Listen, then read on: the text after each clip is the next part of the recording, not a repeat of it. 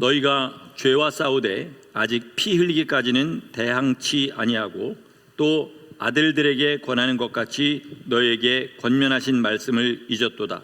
일러스되 내 아들아 주의 징계하심을 경히 여기지 말며 그에게 꾸지람을 받을 때 낙심하지 말라. 아멘. 지난주부터 3주를 계획하고 구원의 이치라는 말씀을 전하고 있습니다. 오늘은 결단 그리고 싸움이라는 제목으로 우리 주의 말씀 함께 나누도록 하겠습니다. 언제나 제가 하는 말이지만요, 구원은 오직 예수 그리스도를 믿음으로 받습니다. 이 사실은 절대로 흔들려서는 안 됩니다. 우리가 하는 어떤 일을 통해서 받는 것이 절대로 아닙니다. 교회에 한 번도 빠지지 않고 나온다고 해서 구원받는 건 아니고요, 주님의 계명을 열심히 지킨다고 해서 구원받는 것 아닙니다. 그러니까 저는 오늘 설교를 오해하지 말고 들으실 것은 계명을 지켜야 구원을 받는다, 이렇게 설교하는 것은 절대로 아닙니다. 그러나 예수님을 믿고 구원받은 사람은 반드시 모이기를 힘쓰는 삶이 있더라는 것입니다. 예수님의 계명을 따라 사는 삶이 반드시 있더라는 것이에요. 왜 우리 필요 조건, 충분 조건 옛날에 배우신 거 기억나시죠? 우리가 교회를 열심히 나온다고 구원받는 것은 아니지만, 그러니까 이건 충분 조건인 거죠. 그러나 구원을 받은 사람은 반드시 교회와 하나 되고 그리고 삶에서 계명을 지키는 삶이 있다는 것입니다. 그러니까 구원을 확인하시라는 것이죠. 삶이 있다고 구원받은 것은 아니지만 구원받은 사람은 반드시 그에 합당한 삶이 있습니다. 요즘은 포스트 모더니즘, 이 세상을 관통하는 그 철학, 다양성의 시대, 이것을 말하는 사람이 참 많아서 교회 안에서도 믿음의 모양은 다 다양한 거 아니냐, 이렇게 말씀하시는 분들이 있는데 그렇지 않습니다. 주님은 뭐라 그랬냐면 구원은 예수 그리스도와 하나 되는 것이다, 이렇게 얘기했습니다. 그러니까 분명한 기준이 있습니다. 지난주에 제가 예수님을 믿고 영접하는 것은 뭐라고 설명을 드렸죠? 예수님 뜻대로 살겠다고 결단하는 것이다, 이렇게 말씀을 드렸습니다. 복음을 전한다는 것은 교회의 멤버십을 파는 것이 아닙니다. 제발 어떻게 해서든지 교회의 멤버십 가운데 들어오세요, 이렇게 얘기하는 것이 아니라 복음의 말씀을 있는 그대로 전하고 이것을 믿고 주님 뜻대로 사시겠습니까? 라고 그 사람에게 결단을 촉구하는 것입니다. 그 선택이 뭐냐? 바로 예수님을 믿고 나를 위해서 자기를 십자가에 내어주신 주님께 나를 드리겠습니다 라고 결단하는 것입니다. 아멘이십니까? 이 결단 없이 죄 사함만 받겠다고 하는 것은요, 마치 결혼을 하면서 자기 배우자한테 나는 지금 당신과 결혼하지만 당신보다 좋은 사람이 생기면 당신을 버리고 그 사람과 결혼하겠습니다 라고 말하는 것과 같은 것입니다. 반드시 주님 뜻대로 살겠다는 결단이 있어야 됩니다. 결단이란 것은요, 구체적인 내용이 있어야 됩니다. 구체적인 내용이 없으면 싸움 자체가 되질 않습니다. 목표가 없는데, 나를 붙잡고 있는 말씀이 없는데 무엇을 가지고 싸우겠습니까? 전쟁이라는 것은, 여러분 전쟁 왜 합니까? 나라들끼리 지키려는 것이 있고요, 목적이 있어서 합니다. 지키려는 건 뭐죠? 대부분 국민과 영토와 나라의 재산입니다. 이걸 지키려고 전쟁하는 거죠. 그러니까 우리가 예수님을 믿기로 결단하는 그 순간에 우리에게는 뭐가 생깁니까? 지켜야 하는 것이 생깁니다. 지켜야 하는 것이 생길 때 뭐가 생겨요? 빼앗으려는 자와 그것을 지키려는 자의 싸움이 시작되는 것입니다. 이게 신앙 생활입니다. 예수님을 믿고 그 말씀을 받아들이는 것은 신앙이고요, 그대로 살려고 싸우는 것은 생활입니다. 신앙과 생활 두 가지가 다 있어야 그 사람이 바로 구원받은 성도인 줄 믿으시기 바랍니다. 어떤 사람에게 이야기를 하다 보면 정말 답답한 그런 경우가 있습니다. 그건 뭐냐면요, 예수님을 믿읍시다, 아멘. 우리 주님 뜻대로 삽시다, 아멘. 거기까지는 다 해요. 그런데 그 다음에 그럼 우리 주님을 믿으면 이렇게 삽시다라고 그 사람의 삶을 구체적으로 이야기에 들어가면 뭐라 그래요? 간섭하지 말라 그럽니다. 그리고 정죄하지 말라 그래요. 여러분, 그러면 어떻게 싸움이 되겠습니까? 말씀이 강하다, 이제 이런 이야기를 많이 하지 않습니까? 잘 생각해 보세요. 지금 집에 누워가지고 시원한 데서 TV 보시는 분들에게 주일날 교회 나오세요 그러면요, 뭐라 그럴까요? 말씀이 강하다고 그럴 겁니다. 그죠? 왜? 자기들이 안 하고 하기 싫은 일을 하라고 그러니까 강요하지 말아라, 그렇게 얘기합니다. 그러면 우리가 생각할 때 말씀이 강하다는 것은 뭡니까? 하기 싫다는 말을 완곡하게 표현하는 거예요. 나 그대로 살기 싫습니다. 왜 이렇게 말씀을 강하게 합니까? 이렇게 얘기하는 거예요. 내가 하고 싶은 것, 내가 순종하겠다고 작정이 되는 것을 가지고 말씀이 강하다고 얘기한 사람은 아무도 없어요. 그러니까 여러분 가운데 혹시라도 말씀이 강하다고 느끼는 것은 뭐냐? 두 가지 중에 하나입니다. 제가 틀린 말씀을 전하든지, 아니면 내가 하기 싫든지, 둘 중에 하나인 것입니다. 성경이라는 객관적인 기준이 없으면요, 싸움 자체가 되질 않습니다. 권면이 되질 않아요. 뭐 기준이 있어야 이렇게 사십시오 저렇게 사십시오 할 거 아닙니까? 요즘은요, 아예 동성연애도 죄가 아니다, 이렇게 얘기하는 그런 세상에 살고 있어요. 우리 학생들, 어린 친구들 잘 들으세요. 잘 들으세요. 제가 영어로 얘기했습니다. God is the one who decides what's sin and what's not sin. God is the one who's going to judge us by what He decided. 우리가 마음대로 바꿔서는 안 돼요. 하나님이 이것들을 다 정합니다. 그러니까 내 친구들이 동성연애 괜찮다고 그래도 거기에 끼려고 내가 그거 괜찮다고 들어가면 어떻게 되는 거예요? 하나님을 배반하는 것입니다. 여러분들 지금 학생들 잘 들으세요. 앞으로 세상은 점점 더 우리를 예수 믿기 힘들게 만들 거예요. 하나님의 말씀을 같이 부인하자고 끌어당길 거예요. 끌어당겨서 그 친구들하고 잘 지내려고 그 안에 끌어당겨 들어가면 그들과 함께 멸망하는 거예요. 그러니까 여기 계신 분들도 마찬가지입니다. 하나님은 법을 선포하실 때 우리의 동의를 구하시는 것이 아닙니다. 정하시고 선포하시는 거예요. 이게 내 뜻이니까 이대로 살아라, 아니면 너희의 삶이 힘들어질 것이다 라고 말씀하시는 것입니다. 이걸 선포라고 하는 거예요. 성도는 어떤 사람이냐? 세상의 모든 사람이 다 이것이 죄가 아니라고 주장해도 성경에 그렇게 써 있기 때문에 나 혼자서라도 그대로 살려고 온 힘을 다하는 사람, 말씀대로 완벽하게 살아야 된다는 말이 절대로 아니에요. 우린 연약하기 때문에 그게 되지 않습니다. 그렇기 때문에 주님이 피를 흘렸어요. 그러나 그대로 살지 못할 때 주님 앞에 울며 나가서 하나님, 저 이렇게 죄를 지었습니다. 예수 그리스도의 피를 저를 씻으시고 그리고 나를 새롭게 하시면 저 다시 한번 주님 뜻대로 살아보도록 온 힘을 다하겠습니다. 이렇게 울며 나와서 주님 앞에 회개하는 사람, 이 사람이 주님이 기뻐하는 성도인 줄 믿으시기 바랍니다. 그런데 마귀의 작전은 뭡니까? 기준 자체를 바꾸는 거예요. 기준 자체를. 마귀는요, 회개할 기회가 없습니다. 지옥에 가기로 이미 정해진 자예요. 그래서 혼자 지옥에 가지 않으려고요, 자지도 않고 먹지도 않고 쉬지도 않으면서 최선을 다해서 한 명이라도 더 끌고 들어가려고 지금도 열심히 일하고 있습니다. 그래서 마귀는 그것들을 이루기 위해서 크게 4가지의 전술을 사용합니다. 우리 그것들이 뭔지 잠시 나누면서 내게 해당되는 것이 분명히 있으니까 한번 잘 듣고 자기를 보시기 바랍니다. 첫째, 마귀는요, 죄가 뭔지 모르게 합니다.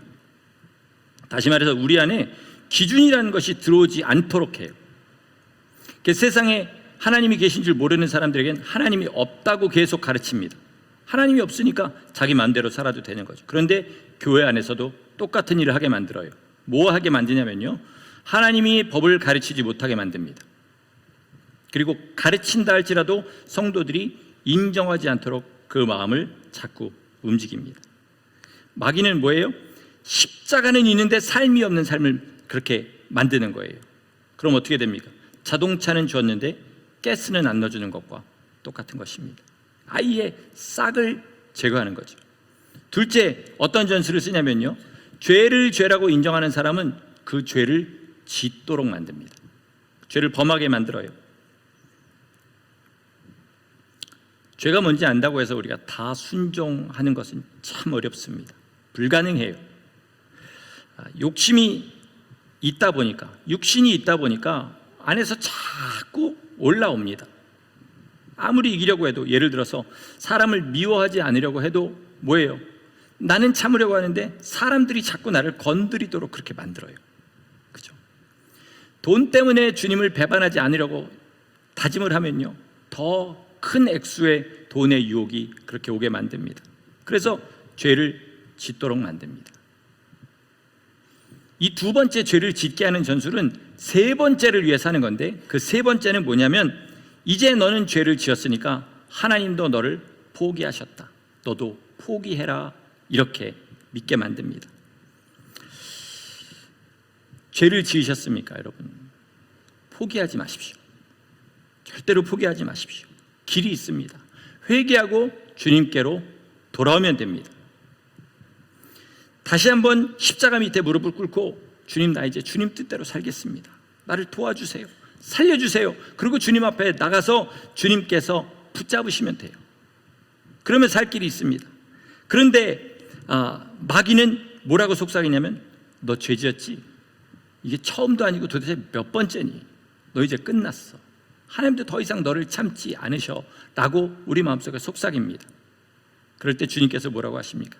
70번씩 7번이라도 용서하라, 나도 너희를 그렇게 용서하겠다, 라고 말씀하시는 거예요.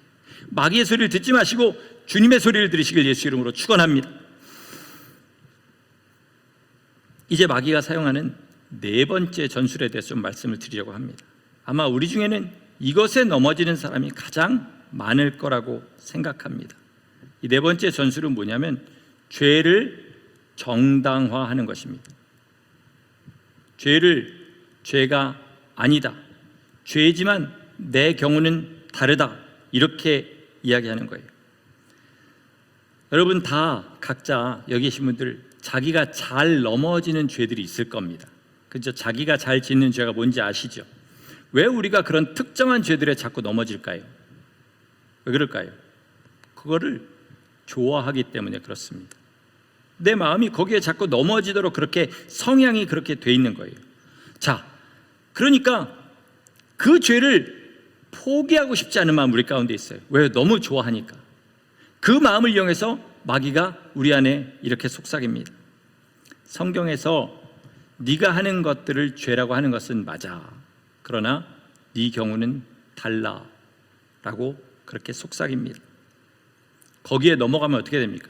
자기를 스스로 속이게 됩니다. 더 비참한 건 뭔지 아세요? 자기만 속이는 겁니다. 하나님도 속지 않으시고요, 옆에서 보는 제3자의 입장에서도 저 사람 뭐 잘못됐네, 뻔히 보이는데 자기 혼자 속고 자기 혼자 의롭다고 생각하게 만드는 거죠. 우리가 죄를 짓고 정당할 때 가장 많이, 교회 안에 있는 사람들이 죄를 짓고 정당할 때 가장 많이 쓰는 말이 뭔지 아십니까? 그거 율법이야, 그거 구약에 있는 말씀이야, 이런 얘기 참 많이 합니다. 참 얘기할 때마다 어떻게 하면 이걸 잘 설명할까 생각해 왔는데, 이번 주에 이 말씀을 전하려고 기도하는 중에 하나님께서 그동안 제가 잘 전하던 말씀 가운데 길이 있다는 것을 이렇게 보여주셨어요. 그게 뭐냐면 신사참배입니다. 제가 신사참배 얘기 참 많이 하죠. 왜 제가 그 얘기를 자꾸 하게 되냐면요, 이 신사참배의 전개 과정이 우리가 죄에 유혹받고 쓰러지고 주님을 등지게 되는 그것과 참 비슷하기 때문에 이 말을 많이 합니다. 자, 그러니까 이걸 생각해 보면서 성도가 어떤 식으로 믿음이 변질되고 하나님을 등지게 되는지 한번 생각해 보도록 하겠습니다. 신사가 뭐냐면요, 여러분 신사에 뭐 있는지 아십니까? 일본의 존경받는 인물들, 또는 나라를 위해 순국한, 일본을 위해서 순국한 사람들의 위패를 모셔놓고 거기다가 절을 하고 그들의 넋을 기리고 위로하는 그런 일을 하는 것이 신사입니다. 그런데 일본이 우리나라를 강점하고 있는 동안에 약 360개의 신사를 온 조선 땅에 그걸 만들어 놨어요. 크고 작은 걸 만들어 놓고요, 그리고 사람들에게 신사에 참배해라, 와서 절해라, 이렇게 하는 것이 뭐냐면 신사 참배 강요입니다. 처음에는 교회에게 그것을 요구하지 않았어요. 그러다가 해방되기 10년 전인 1935년쯤부터 이제 교회에도 신사 참배하라, 이렇게 강요하기 시작합니다. 처음에는 다 No, 못합니다. 그것은 우상숭배입니다. 그러니까 우상숭배라는 걸 알았어요. 그러나 나중에 어떻게 됩니까? 점점 하나씩 둘씩 불이익이 생기게 되자 이제 신사에 참배하기 시작해요. 그 불이익은 이런 것들입니다. 아이들이 학교에 못 나가게 돼요. 그리고 나라 일을 하는 사람은 잡이 잘리게 됩니다. 그러니까 성도들이 잡을 찾고 아이들이 학교 보내려면 자기들이 교회를 안 나가면 될 거 아니에요. 근데 교회에 와서 컴플레인 합니다. 목사에게 우리 교회가 신사참배 안 해가지고 나는 잡도 잘리게 됐고 우리 애들은 바보 되게 생겼다, 이렇게 컴플레인해요. 목사가 믿음이 똑바로 서 있으면 참 얼마나 좋았겠습니까? 근데 목사도 힘드는 거죠. 자기 애들도 학교 보내고 싶은 거죠. 그럼 어떻게 됩니까? 교단을 찾아갑니다. 그런 목사들끼리 서로 모여서 신학적인 논리를 하나 만들어내요. 그게 뭐냐면요, 신사에 참배하는 것은 종교 행위가 아니기 때문에 우상 숭배가 아니다, 이렇게 가르칩니다. 재밌는 거 뭔지 아십니까? 조상 제사는 여전히 우상 숭배였어요. 귀에 붙이면 귀걸이, 코에 붙이면 코걸이인 거죠. 그리고 나서요, 더 기가 막힌 것은 해방된 다음에 이 목사들이 하는 말이에요. 뭐라는지 아세요? 회개한 줄 아십니까? 절대 회개 안 했어요. 뭐라 그러면 자기들이 한국교회를 살렸다, 이렇게 얘기합니다. 자기들 아니었으면 한국교회는 일제의 탄압에 못 이겨서 그 명맥이 끊겼을 것이다, 이런 소리 해가면서 오히려 자기들의 죄를 정당화했습니다. 그러던 중에도 평양 감옥소에 계시던 목사님들과 성도님들은 끝까지 싸웠습니다. 이 사람들이 하도 말을 안 들으니까 일본 순경들이 나중에는 뭐라 그랬냐면, 제발 신사 참배가 우상 숭배라는 것만이라도 말하지 말아달라. 그러면 내가 당신들을 풀어주겠다, 이렇게 얘기했어요. 이 말에 넘어간 사람들도 있어요. 어떤 사람들이냐, 고문까지는 버텼는데 자기 가족들이, 그냥 그런 가족들은 수시로 면회를 시킨 거죠. 와서 우리 굶어 죽게 생겼다, 길바닥에 나 앉았다, 이러면서 사모님과 아이들이 와서 엉엉 우는 그런 사람들 면회를 계속 시켜서 이 사람들이 이 말 듣고 알겠다, 그럼 나 입 다물고 있을 테니까 내보내달라, 그래서 또 나온 사람도 있어요. 그러면 마지막까지 버틴 50명 좀 넘는 그분들은, 순교도 하시고 그 감옥소에서 버틴 그분들은 가족이 살만해서 그랬을까요? 아니요. 똑같이 길바닥에 나 앉았습니다. 그 가족 중에는 어떤 사모님들, 주기철 목사님 사모님이나 손양호 목사님 사모님 같은 경우는 당신 신사 참배하면 내 남편 아니다, 나랑 당신이랑 관계 끊어진다, 그래가면서 밖에서 서포트하고, 부모들도 내가 굶어 죽을지언정 절대로 주목사, 손목사 절대로 신사 참배 하지 말아라, 그래서 끝까지 버텼습니다. 뭡니까? 넘지 말아야 될 선이 분명했던 것이에요. 자기 마음속에 하나님의 계명이 정말로 깊이 박힌 말뚝처럼 콱 박혔던 겁니다. 그런데 제가 하려는 말은 지금부터입니다. 그 계명이 뭡니까? 우상을 숭배하지 말아라, 우상에게 절하지 말아라. 10계명의 제2계명이에요. 그럼 10계명이 뭡니까? 우리가 흔히 분류하는 복음과 율법 중에 10계명은 뭐예요? 율법입니다. 만약에 여러분들이 율법은 지키지 않아도 된다라고 생각하신다면 그분들은 이 목사님들이, 성도님들이 그 감옥에서 끝까지 순교하신 것을 불필요하고 미련한 죽음이라고 욕하는 것밖에는 되지 않습니다. 만약에 그 신사참배를 반대하고 순교한 것이 주님을 위해 죽은 것이라고 분명히 인정하신다면 율법은 지키지 않아도 된다는 것은 거짓말입니다. 사단이 교회 가운데 만들어 놓은 거짓말인 거예요. 예수께서는요, 율법의 저주에서 우리를 속량하셨습니다. 율법 자체를 폐하신 것이 아닙니다. 다시 말해서 율법을 온전하게 지킬 수 없는 우리의 태생적 한계를 위해서 주님께서 회개할 길을, 그 몸을 찢어서 열어주신 것이지, 율법을 지키지 않아도 되니까 네 맘대로 살아라 라고 얘기하신 것은 절대로 아니라는 것입니다. 우리가 예수님을 믿기로 결단하는 것은요, 뭐냐면, 잘 들으세요, 구약과 신약의 하나님께서 명령하신 모든 것들에 순종하는 삶을 살겠다고 결단하는 것입니다. 그럴 때에 재물의 유혹이라든지 세상 즐거움의 유혹이라든지 생활의 어려움이 와도 나는 하나님의 계명대로 살겠다라고 결단하는 것입니다. 이게 뭐냐 하면 싸움이 시작되는 것이에요.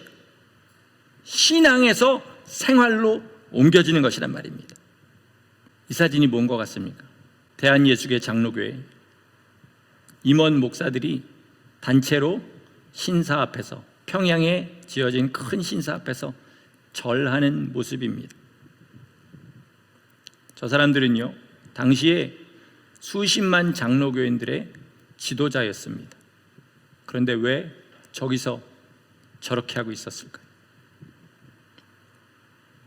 만약에 지금 저러고 있는 저 상태에서 어떤 사람이 가서 당신들 지금 뭐 하는 겁니까? 이거 우상 숭배입니다 라고 피를 토하면서 얘기하면 저 사람들이 저때 회개했을까요? 절대로 그렇지 않습니다. 나는 지금 조선의 교회를 살리는 일을 하고 있다. 모르는 소지 하려 말아라. 그리고 그 근거를 어디서 찾을까요? 성경을 대가면서 얘기할 겁니다. 여러분, 이게 우리가 타락해가는 과정이라는 사실을 분명하게 아시기 바랍니다. 제가 생각하기에도 두려운 것이 하나 있습니다. 그건 뭐냐면요, 제가 저 시대에 태어나서 목사가 되었다면 과연 나는 저라는 사람들의 무리 가운데 있을 것인가? 아니면 저 때에도 감옥에서 고문당하고 처자식들은 길바닥에 낳는 그런 상황에서도 끝까지 주님을 위해서 싸우는 사람이 될 것인가? 정말로 생각하기에도 두렵습니다. 여러분, 저 때에 있잖아요, 도망을 가서라도 신사참배를 끝까지 안 한 사람은요, 전체 기독교인의 1%도 되지 않습니다. 무슨 말이에요? 지금 우리에게 정말로 하나님이 기뻐하시는, 배반하지 않는 그 믿음이 있으려면 지금 이 시대의 교인 중에 최소한 1% 안에 들어가는 믿음은 가지고 있어야 된다는 거예요. 그 믿음이 무엇으로 말미암아 증명됩니까? 우리의 순종하는 삶으로 말미암아, 결단하고 싸우는 삶으로 말미암아 결정된다는 사실을 절대로 잊지 마시기 바랍니다. 지킬 것이 없는 사람이 어떻게 싸움이 되겠습니까? 그죠? 하나님의 말씀이 없는 사람이 뭘 가지고 마귀랑 싸우겠습니까? 내가 무엇을 지키려는지를 알아야, 어디까지 내 삶을 되던져서 지키려는지 그 결단이 분명해야 싸움이 되는 것입니다. 우리 어릴 때 들은 동화 중에 이런 동화 기억나십니까? 어떤 아주머니가 떡이 10개 들은 광주리를 머리에 짊어지고 산을 넘어갑니다. 근데 그 산에는 이제 다 늙어서 토끼 한 마리랑 싸울 힘도 없는 그런 호랑이가 한 마리 살고 있습니다. 호랑이가 그 머리에 있는 떡 냄새를 맡았어요. 저 아줌마랑 싸워서 이길 자신 없지만 일단 자기 호랑이니까 어흥하고 나타납니다. 그리고 우리가 아는 그 유명한 대사를 치죠. 뭐라 그러죠? 떡 하나 주면 안 잡아먹지. 그 말에 이 아주머니가 겁을 집어먹고 떡을 하나 내줍니다. 호랑이가 떡 하나 먹고 배부르겠습니까? 또 좀 이따 나타납니다. 어흥 나타나서 떡 하나 주면 안 잡아먹지. 10개 다 주게 됩니다. 그래도 여전히 배고픈 호랑이가 나타납니다. 지금 생각해보면 애들이 읽을 동화는 아닌 것 같아요. 팔 하나 띄워주면 안 잡아먹지.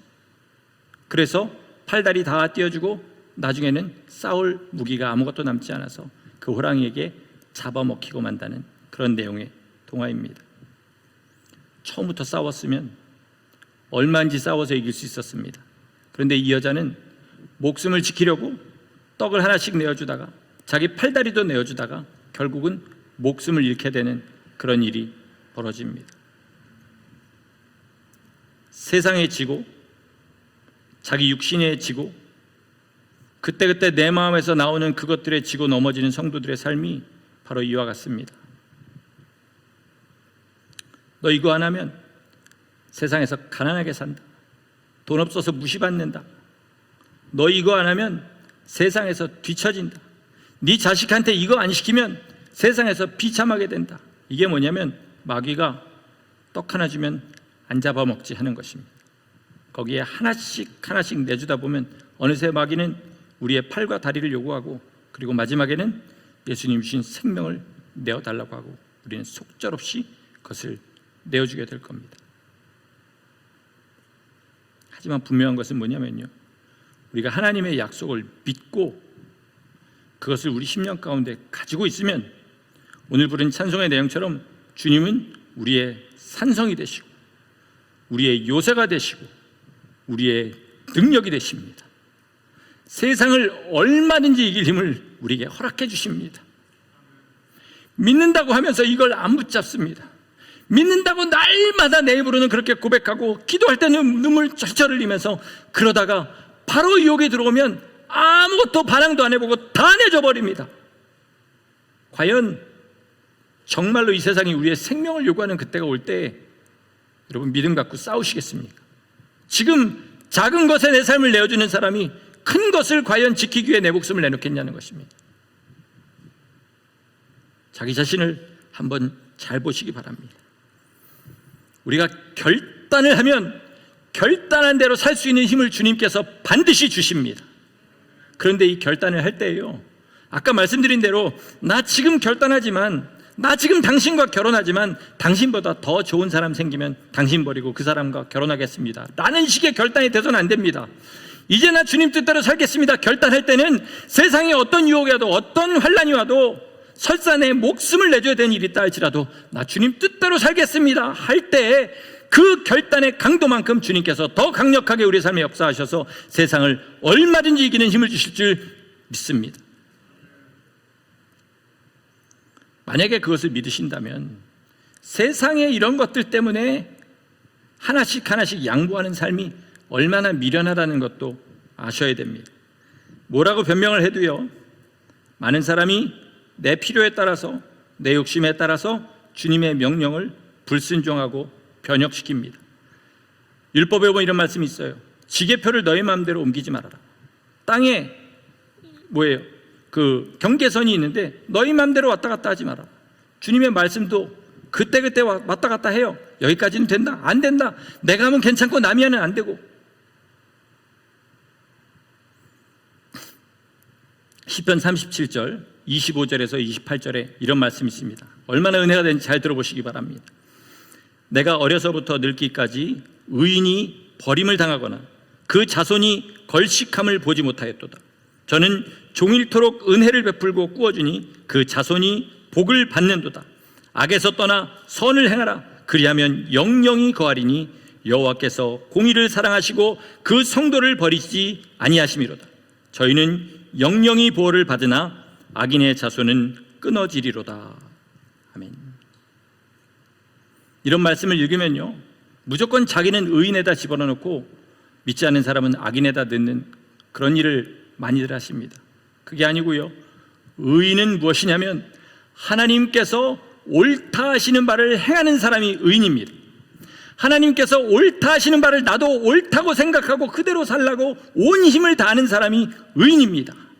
그러다가 넘어졌을 때 주님 앞에 울고 나가면 붙잡아 주시지만 아예 내 마음에서 지게표를 옮겨내는 사람, 하나님의 명령을 내 마음대로 바꿔내는 사람은 절대로 의인이 아닙니다. 의인이 아니면 악인이기 때문에 영영이 끊어지게 됩니다. 주님 뜻대로 살겠다고 목숨이라도 내놓겠다고 각오하시지 않습니까? 그러면 못할 일이 없습니다. 손해보지 못할 것이 없어요. 포기하지 못할 것이 없습니다. 1996년에 대한민국 목포에서 일어났던 사건 하나를 이야기하고 오늘 말씀을 마치겠습니다. 96년 여름에 목포에서 조그만 사업체를 하나 운영하고 있었던 조호영이라는 사람이 있습니다. 저랑은 아무 관계 없는 사람입니다. 이 사람이 자기 직원들과 열심히 일을 하고 주말에 좀 은혜롭지 않지만 나이트클럽에 가서 술을 마셨습니다. 그런데 계산서가 뭐가 잘못된 거예요. 바가지를 씌우려고 한 거죠. 그래서 그것 때문에 웨이터들과 시비가 붙었는데, 왜 나이트클럽은 보통 그 조폭들이 관리하지 않습니까? 거기 조폭들이 나와가지고 이 조호영이라는 사람과 그 직원들을 정말 무자비하게 두드려 팼습니다. 폭행을 가했어요.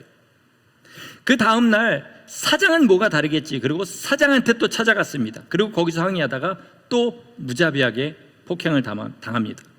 이 사람이 너무 억울한 나머지 다 조서를 준비해가지고 경찰에다가 신고를 했어요. 그런데 경찰과 조폭이 한 통속이었는지 그에게 돌아온 것은 더 계속되는 폭행뿐이었습니다. 보통 사람들은 그러면 거기서 포기하지 않습니까? 살려고. 근데 이 사람은 전라남도에서 제일 큰 신문인 광주일보에다가 이 왜 지면 이렇게 있으면 하단 3분의 1 엄청나게 큰 거죠. 그 광고를 사가지고 거기다 자기가 당한 일을 다 씁니다.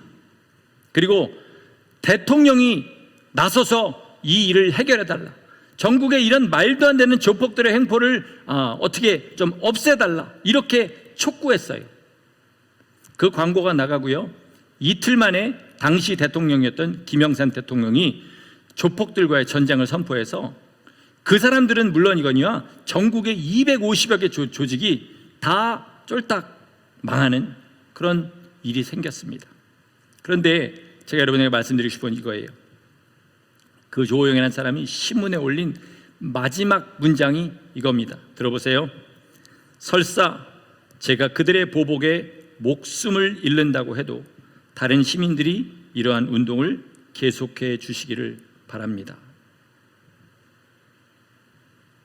무슨 뜻입니까? 지금 자기가 하는 일이 목숨이 왔다 갔다 하는 일이라는 사실을 알았다는 겁니다. 자기가 이렇게 하면 조폭들이 없어질 거란 보장이 없었어요. 그러나 포기할 수 없었습니다. 그래서 목숨 걸고 광고 일간지에 이거를 내가지고 싸움을 시작한 거예요. 그랬더니 보장도 없는 일이 이루어졌습니다. 자기를 괴롭힌 그 조폭들뿐만 아니라 전국의 250개 조직이 이 사람 하나 때문에 무너지는 일이 생긴 겁니다. 하물며 우리는 영원하신 하나님, 세상을 창조하신 하나님, 우리를 사랑하셔서 아들을 내어주신 하나님의 보장하신 약속이 있습니다. 우리가 목숨 걸고, 목숨까지 지금 당장 안 걸어도 돼요. 내가 지금 포기하지 못하는 이것들만 내어놓고 하나님 뜻대로 살려고 해도 하나님이 반드시 그 살아계심을 보여주실 텐데, 작은 것 하나 포기하지 못하고, 작은 돈 하나 포기하지 못하고, 작은 자존심 하나 포기하지 못하고, 당장 내가 즐거운 것 하나 포기하지 못하고 하나씩 하나씩 내주다가 결국은 약속에서 멀어지고 있는 삶을 지금 살고 있는 사람이 얼마나 많습니까? 왜? 아무것도 아닌 것에 영원한 것을 내주십니까? 누군가 우리에게 수천만 불을, 이거 하면 수천만 불 줄게 라고라도 해서 이걸 어겼을 때 수천만 불이라도 내 손에 들어왔습니까? 아니잖아요. 보장도 안 된 일, 당장 해봐야 나한테 도움도 되는 보장도 없는 일, 그것 때문에 주님의 말씀을 하나씩 하나씩 그렇게 팔아 넘기면 나중에 우리에게 뭐가 남겠습니까? 세상에서 안 되는 것은 그렇게 두려워하면서 왜 하나님 앞에 안 되는 것은 안 두려워하십니까? 내가 지금 잃고 있다는 사실을 왜 모르십니까? 여러분, 이걸 분명히 아시기를 바랍니다. 내 삶에 싸움의 기준이 분명히 서시기를 예수 이름으로 축원합니다. 그리고 정말로 내 삶의 모든 것을 걸고, 아니 당장 모든 거 안 거셔도 돼요. 당장 죄라는 것을 아는 것을 하나씩 포기해서 주님 앞에 드리면서 이 싸움 싸워나가시기를 예수 이름으로 축원합니다. 자기 삶을 주님께 드려서 말씀대로 살겠다고 하는 것, 주님을 믿고 주님 뜻대로 살겠습니다, 이게 예수님을 영접하는 거고요. 그때부터 싸움이 시작됩니다. 주님 다시 오실 때까지 이 싸움은 절대로 끝나지 않기 때문에 주님 다시 오시는 그날까지 이 싸움 싸워서 주님 기뻐하시는 성도로 이 땅을 살아가다가 성도로 그날에 들어가시기를 예수 이름으로 간절히 축원합니다. 아멘. 기도하시겠습니다. 하나님 아버지, 우리 처음 예수 믿을 때 나 주님 뜻대로 살겠습니다, 그렇게 결단했던 시절이 분명히 있습니다. 10년이 지나고 20년이 지나고 30년이 지나서 그 결단들은 다 희미해져 버리고 내 마음대로 주의 말씀을 재단하고 바꿔버리며 하나님, 내가 기뻐하는 죄들 가운데 빠져있지는 않은지 주님 우리를 보게 하여 주시옵소서. 처음에 세운 그 결단이 점점 더 짙어지게 하시고 두꺼워지게 하시고 높아지게 하셔서 우리가 절대로 넘지 않는 세상과 하늘나라 사이의 경계가 되게 하시고 예수님 안에 머물어서 예수님을 기쁘시게 하고 세상에 있는 많은 사람들을 주님 앞으로 인도하는 성도의 삶이 반드시 있게 하여 주시옵소서. 아버지 하나님, 이 말씀이 우리 마음에 부담이 되었다면 왜 부담이 되었는지 보게 하시고 주님 뜻대로 살려는 마음 자체가 우리 안에 없는 것은 아닌지 돌아보게 하셔서 없다면 처음부터 다시 시작하여서 우리 주님이 기뻐하시는 성도로 주 앞에 서게 하여 주시옵소서. 지금 같은 자리에 있다 할지라도 나중에 생명과 사망으로 나뉠 수도 있다는 사실을 분명하게 알게 하시고 생명 안의 길을 힘쓰는 우리 모두 되게 하시기를 간절히 소원하옵고 예수 그리스도 이름으로 감사하며 기도드렸습니다.